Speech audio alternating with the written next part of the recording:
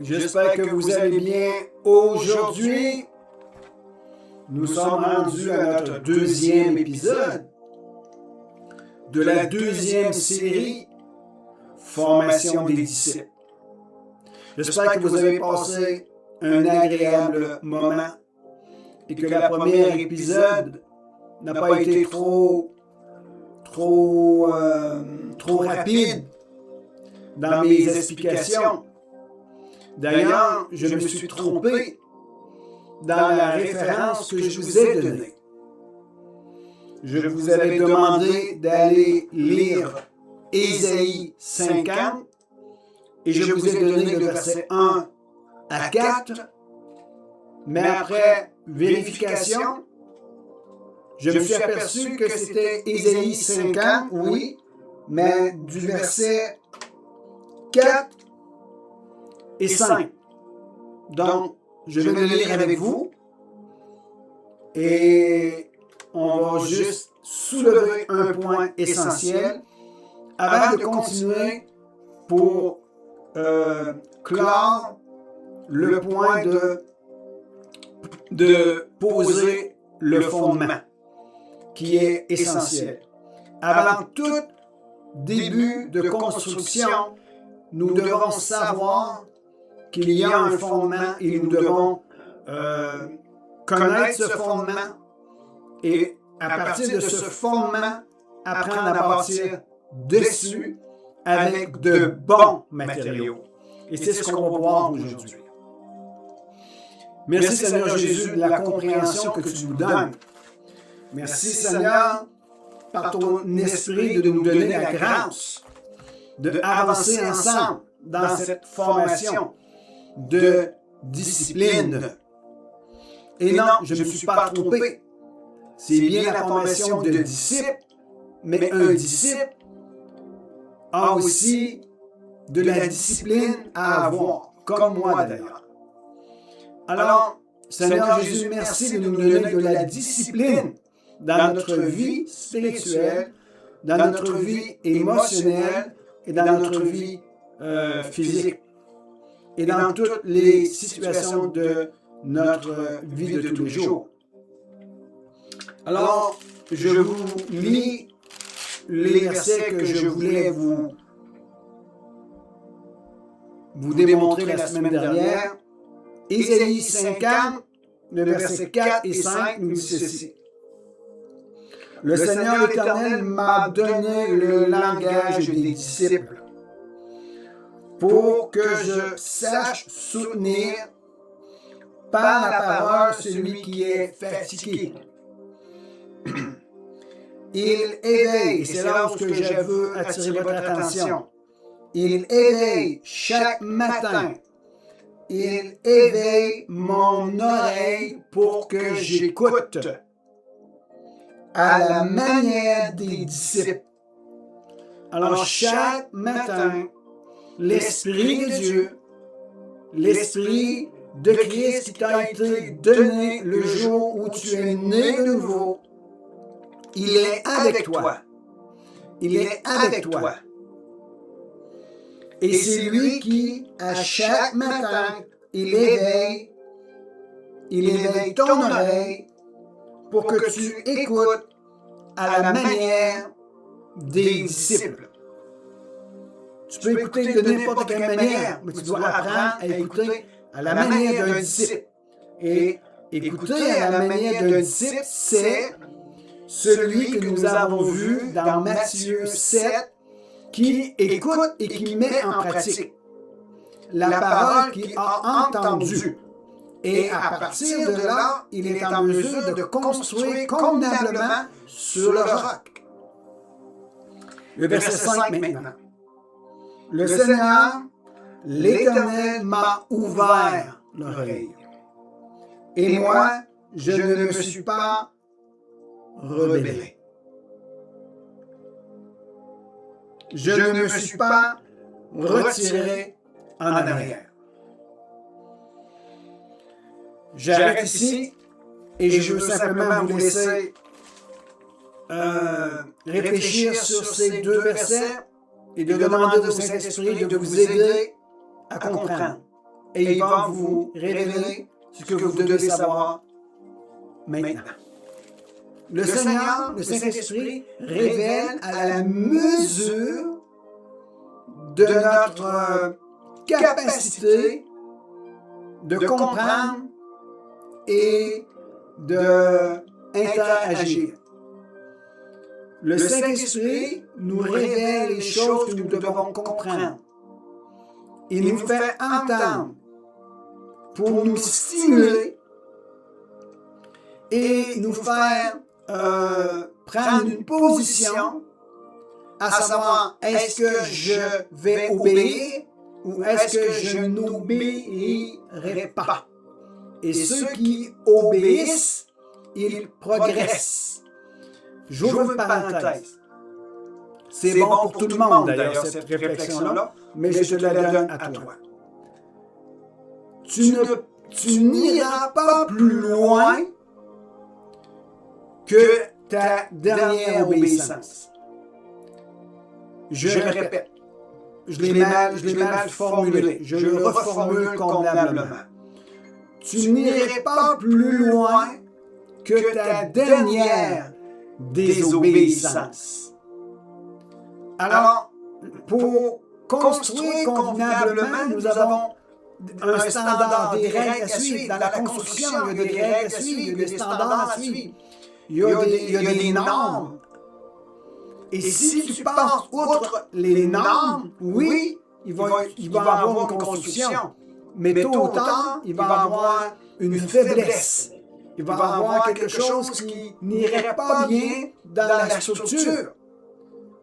Alors si vous comprenez cela, il en va de même dans notre vie spirituelle.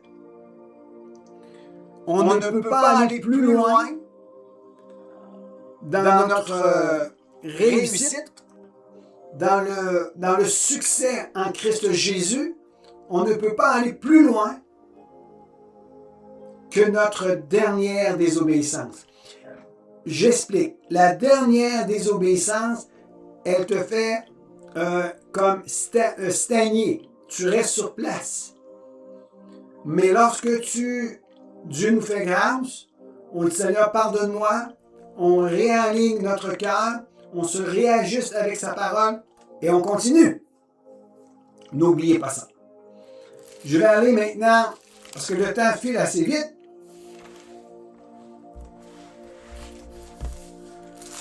OK, je vais aller avec 1 Corinthiens 3. On va parler du fondement. 1 Corinthiens 3 et 1 Corinthiens 3, verset 10. L'apôtre Paul parle à l'église de Corinthe, mais ce soir, soyons l'église de Corinthe.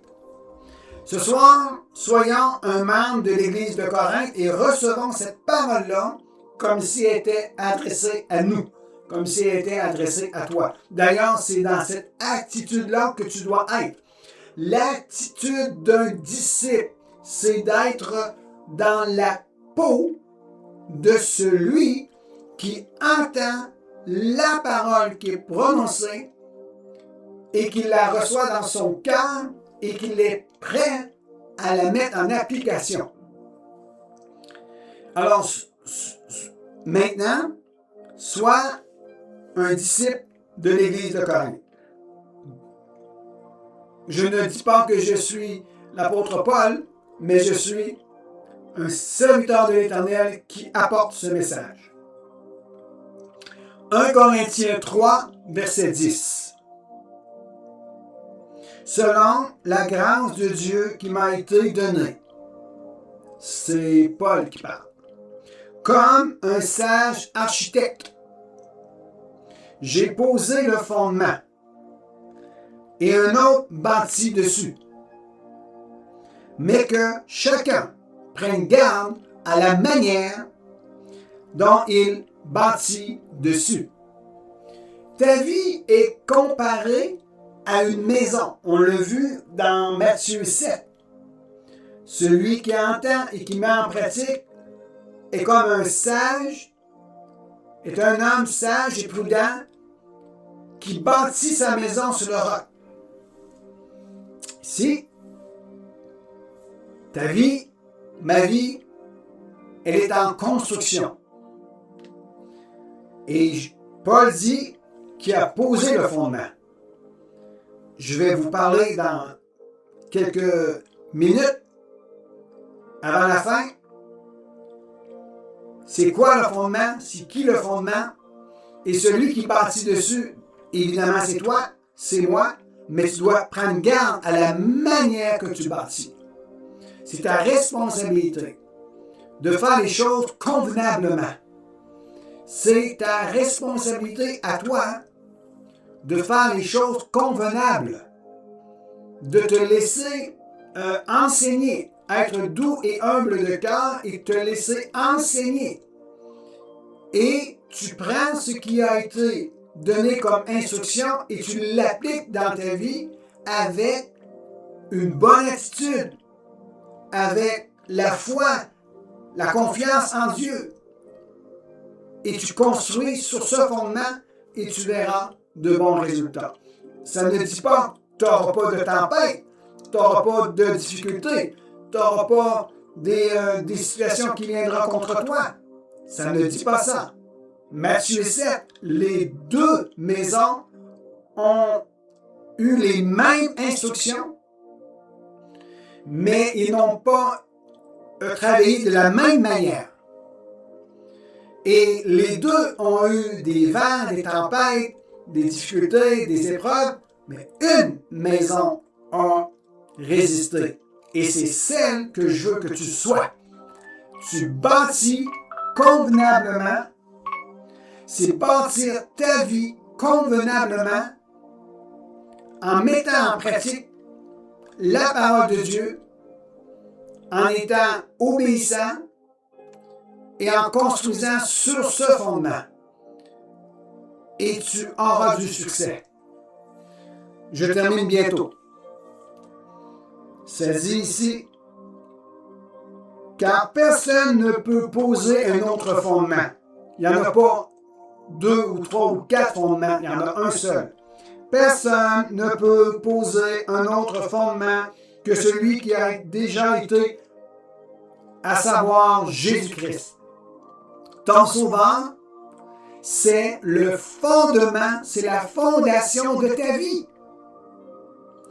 Or, si quelqu'un bâtit sur ce fondement avec de l'or, de l'argent, des pierres précieuses, ou bien avec du bois, du chaume, du foin, l'œuvre de chacun sera manifestée.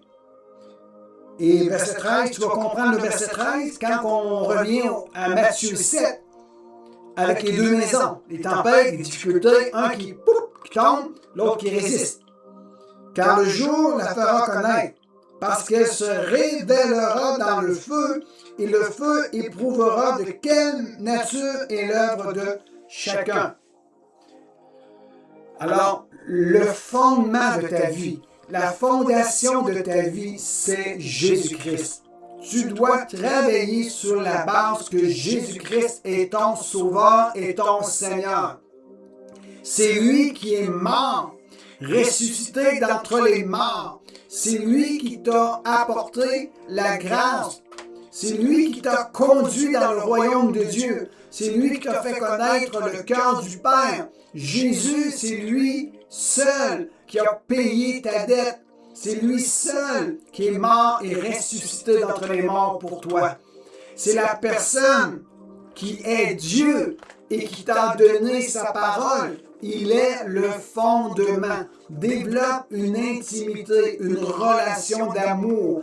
Prends des temps de prière, des temps de lecture. Ce que tu entends de lui à travers différents canaux. Obéis à sa parole. Prends les choses de la parole de Dieu. Ne construis pas avec n'importe quoi. Construis avec des bons matériaux, avec la foi, la joie, la sagesse, avec les instructions de l'esprit. Construis avec la louange, l'intercession, la lecture, la méditation. Ne construis pas avec d'autres choses. Et tu verras ta vie va être un succès en Christ Jésus. Et ce que tu es en train de faire, en bâtissant ta vie sur le fondement de Jésus-Christ, tu auras du succès. Sur ce, sois béni. Prends cela, médite-le dans ton cœur, demande au Seigneur de te parler et mets en pratique ce que Dieu te dit et sois béni dans le nom de Jésus. Et on se dit à bientôt.